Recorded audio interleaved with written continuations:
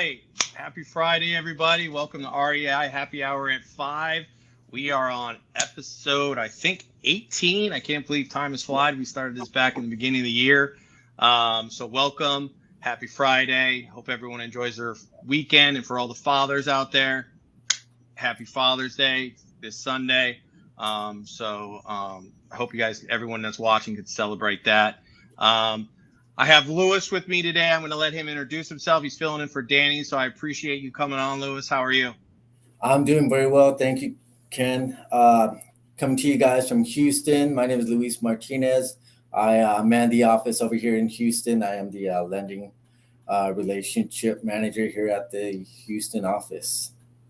Nice. And well, really quick, why don't you just tell them a little bit about yourself, what you did before, what your experience is? Yeah, so I'm coming from a licensed loan officer background. I'm very well versed in primary mortgages, being traditional mortgages, conventional FHA, VA, that sort of background. Manage a Spanish team and did a lot of Latin focused lending and presentations in that aspect, as well as some of the renovation loans that they have with those types of programs, as far as like 203K, Home South, the FHA, and the Freddie Mac program. So I'm familiar with the investment side of things from that standpoint, and jumping in to the investor side, just looking to educate it. The Latin community taking a lot of it. It seems to be an underserved community and undereducated. So what I basically do is I take all of the information, some of the newest and the truest, and I translate that into Spanish and try to help the community along to help them, just make some advanced investments. No, that's awesome. Again, thanks for joining us, but also welcome to the team. It's been how long now? Has it been a month yet? Yeah, it's been a little bit over a month. It's been a couple. Okay. Can't recall exactly when it started. It was a gradual addition to the team. I just, when they started coming around, and then they brought me on, and now, I'm happy to be part of the team, and just excited. We have so many things coming up, a lot of cool stuff. We just got through that Atlanta event, which was, Yeah.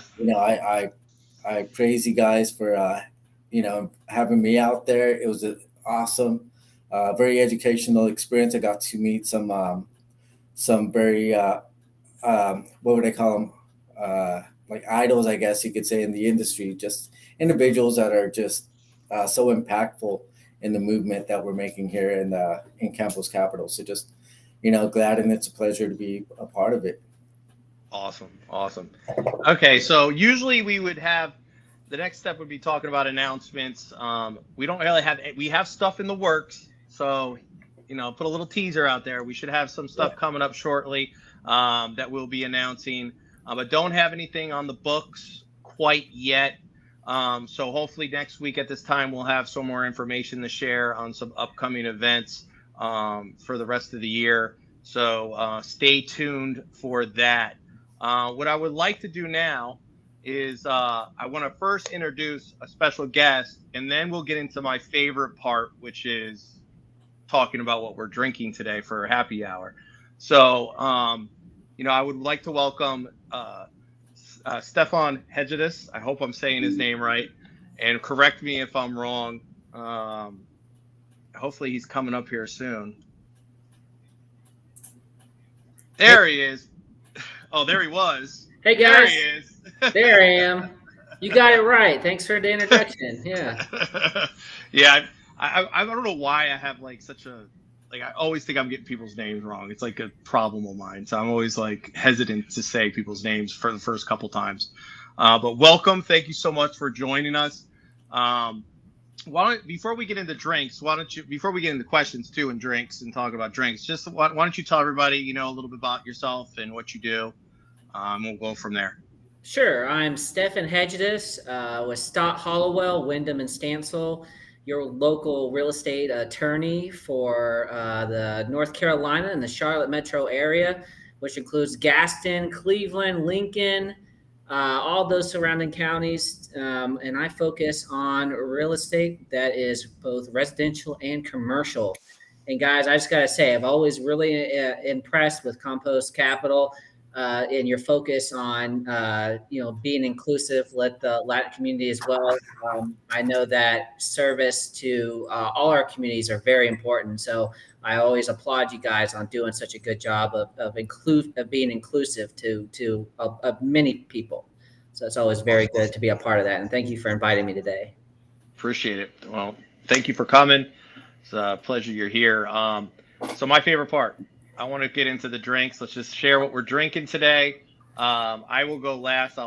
You're both in theory guests. So, Lewis, I'll let you go first. Okay. Tell everybody what you're drinking. Yes, sir. So I'm keeping it classy. This is one of my favorite just go-to wines. It's just a red Cab Sav. Not, the greatest wine, but it's one of the first ones that I really enjoyed it back in my single days when I was dating my wife when we came across this wine. So ever since it stuck with me, it's kind of like a little bit of a memento of the moment. So there you go. I'll go ahead and I'm just gonna go ahead and pour that all in there. Hey, that seems like that looked like a big pour. Yeah, and then I wanted to kind of it's that's a big glass. It's a big pour for a big glass. So I'm kind of hiding how much I actually have in there, but I just want to show you this. So we're big on the crawfish boils here in Texas. It's the big red one, and this is I didn't put this on here, but I just got to show that right there. So I can't see it. Let me see if I take that. Oh yeah. Oh, okay. All right. Well, I'm just going to use my imagination and pretend you poured it all the way to the top there. Yeah, that's what I'm thinking.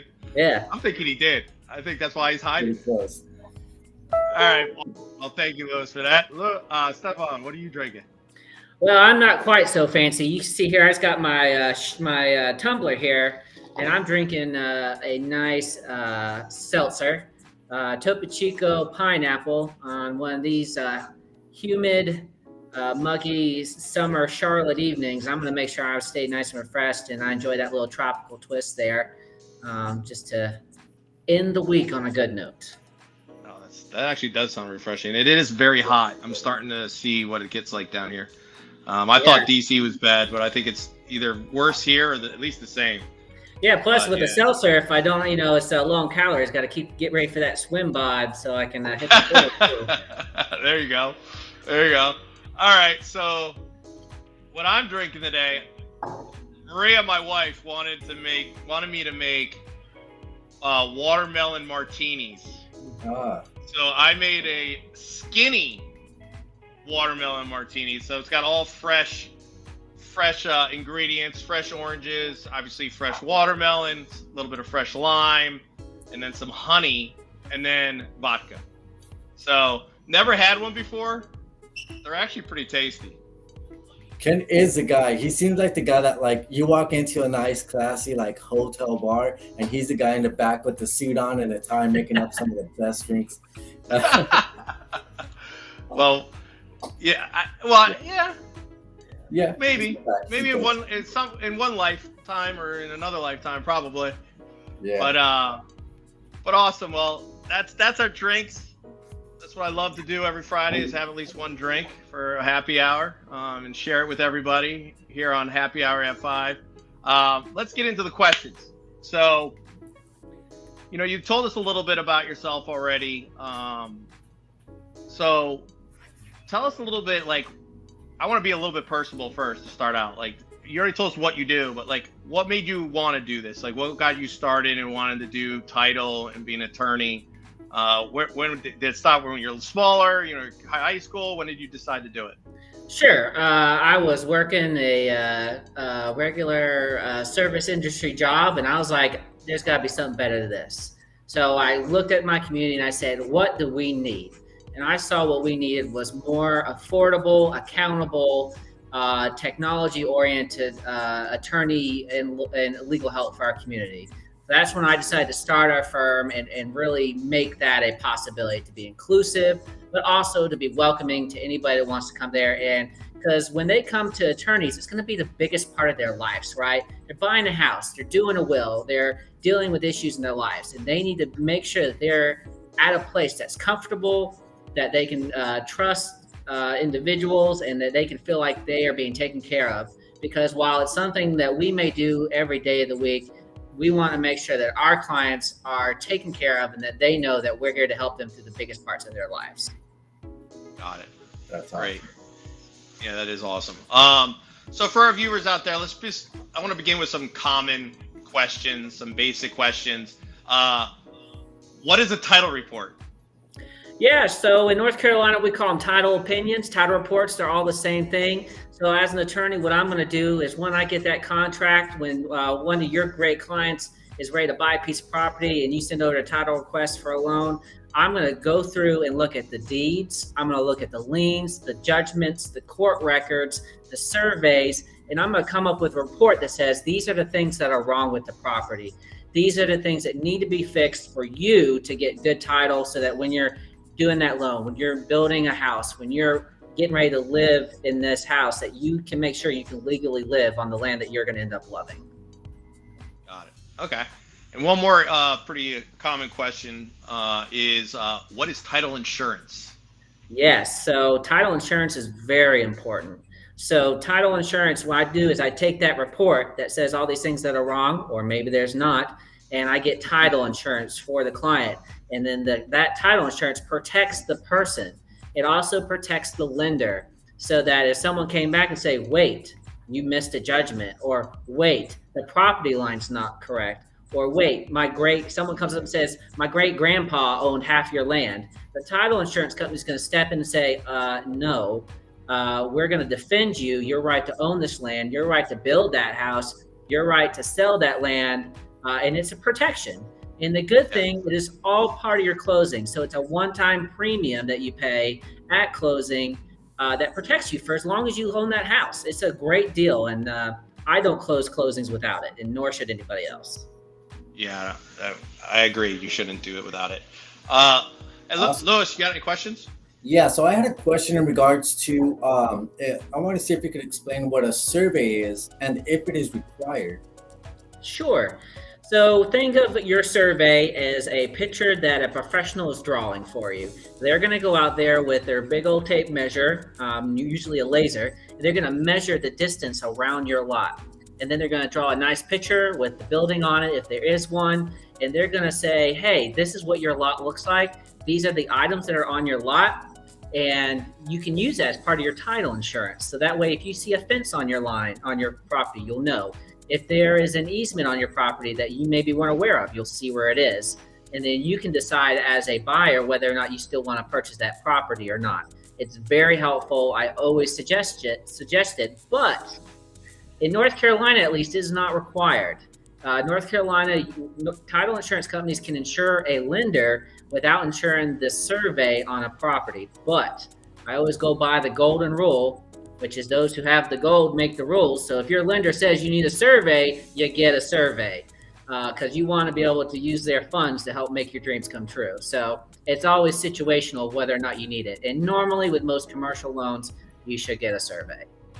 Awesome. Okay, so it sounds like that's basically a picture or a diagram that further supports the written description of the property and the ownership and where those lines basically and boundaries are, correct?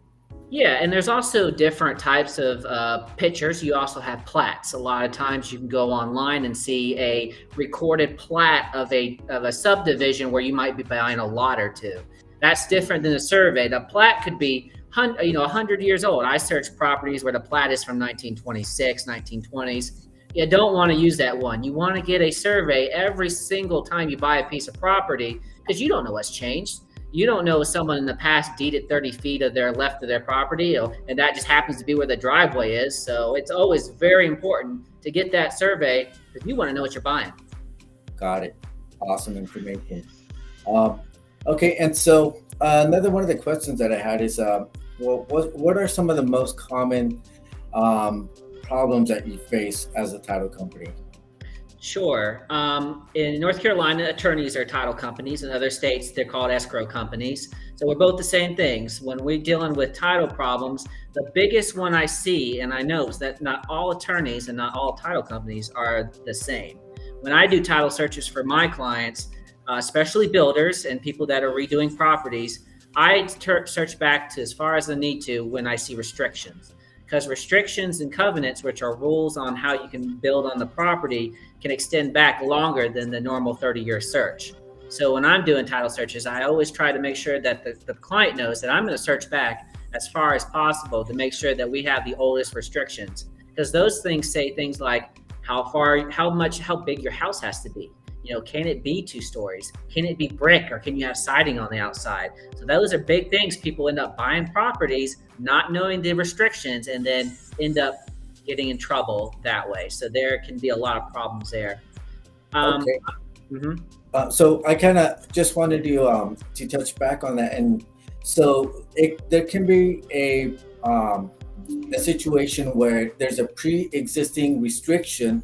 Then somebody comes along and builds outside of those restrictions, and then you could be acquiring this property and have a pre-existing encumbrance, I guess you could say, on the title of the property or the land.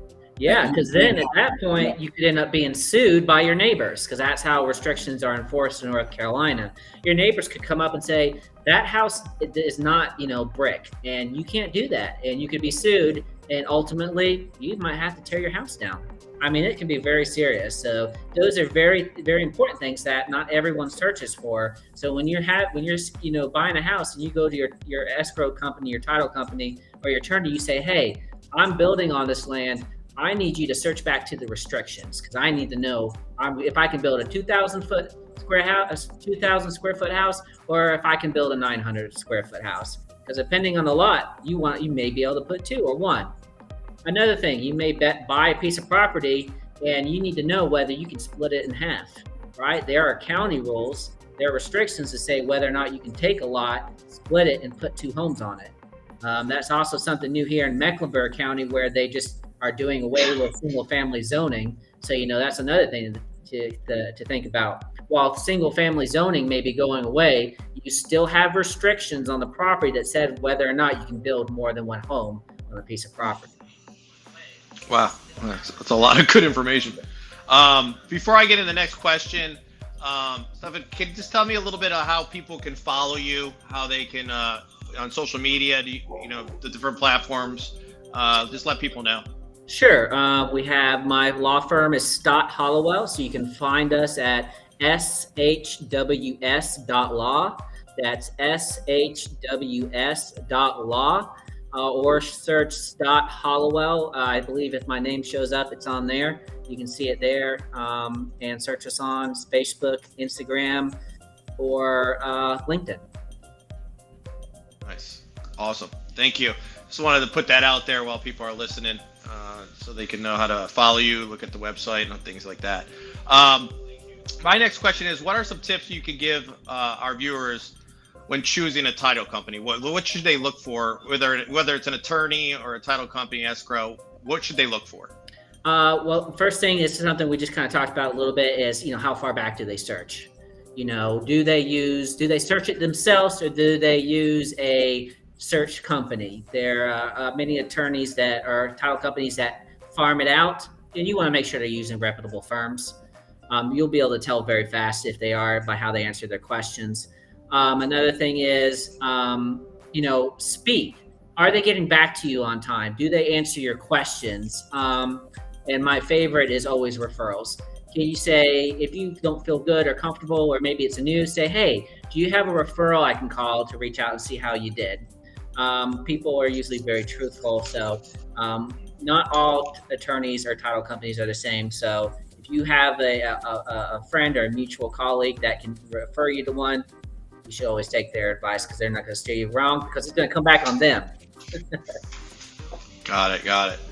Now, I know you answered most of this question, but I do have a little bit of a second piece. Obviously, most of our clients are investors, sure, right? So what do you think? I know you mentioned all that, but do you think there's anything extra that an investor should be looking for, or is it the same? Is there anything you should add to that, as if it's just straight investor compared to like just a traditional home buyer, it's going to live in the house? Sure. One thing I always like to make sure people are aware of is to not investors. A lot of times they have very short times, and to use your time wisely. And if you do not feel comfortable about a deal, don't do it. Use your instincts. You're an investor. You've done this a lot.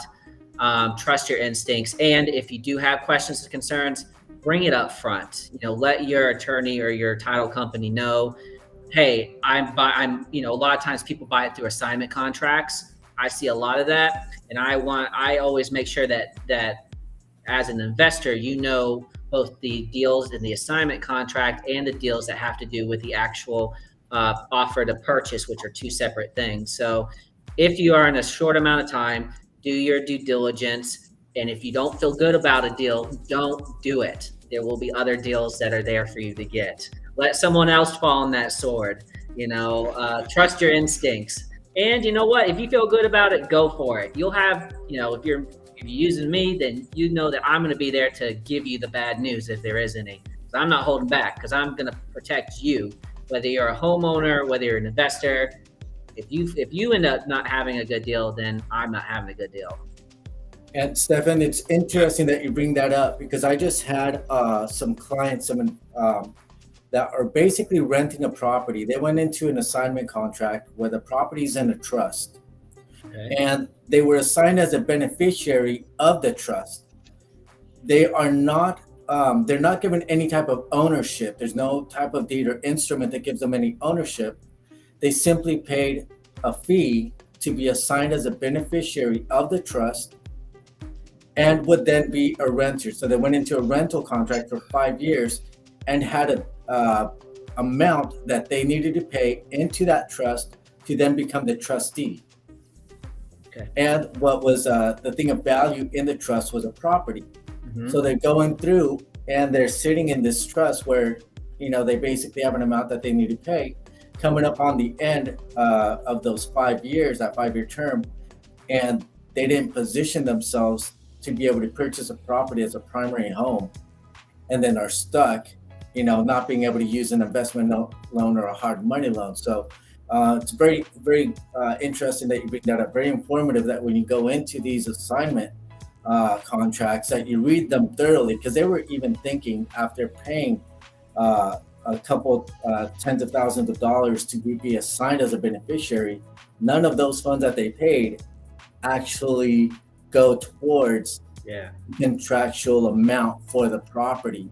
So it's always important. So do you as a real estate attorney, are those services that you also provide to review those types of documents for Absolutely. And I feel bad for your clients because we're seeing these new mechanisms in North Carolina as well. And while I can't speak to Texan law, in North Carolina, and nationally, we're starting to get where LLCs you have to tell who the LLC owners are. In this type of situation, you have the trust. People are renting from the trust to the beneficiary. Once they pay the money to the trust, then the trust is going to sell or assign the property over to the people, as I think I understand it. Please have your attorney, and I don't know if the escrow companies are the same way, bring the full contract to your attorney. Don't sign it until they read it. If you're going to spend a couple $100s for your attorney to read your contract, but then again, you're not going to pay out tens of thousands of dollars like your poor clients that I'm hearing about now. Right. It's the old saying is, you spend a penny now, you save $10 later, right? Or the reverse. So you got to make sure that you use your resources. Have a good attorney, have a good title company that you can go to and say, hey, I have this deal. I need you to look at the contract. And they're going to say, absolutely, it's going to be this much money. And you should be like, thank you. Because they are helping you protect your future and your money so that you're not out tens of thousands of dollars because you didn't want to pay $100 for an attorney to read your contract. Right. Yeah, makes sense. I'm sorry. Go ahead. No, so I have a question. Since we have a little bit of time left, can you give us just a quick description of what a 1031 exchange is? Yeah, absolutely. 1031s are great vehicles to help delay taxes. So say you're an investor or an individual that is bought an investment home and you want to flip it and sell it, but you don't want to pay your capital gains, right? So what a 1031 allows you to do is take that money and give it to an intermediary. Just think of it as someone that holds your money. You give your money to someone that's going to hold your money, and then you have 45 days to find another home to put that money in. And if you do that, they're not going to charge you capital gains. You'll defer that capital gains until you get to a point later on. So you take that money and you have to buy a property that is of equal or greater value. So if you sell a property for $100,000, you have to buy a property with that money that is at least $100,001.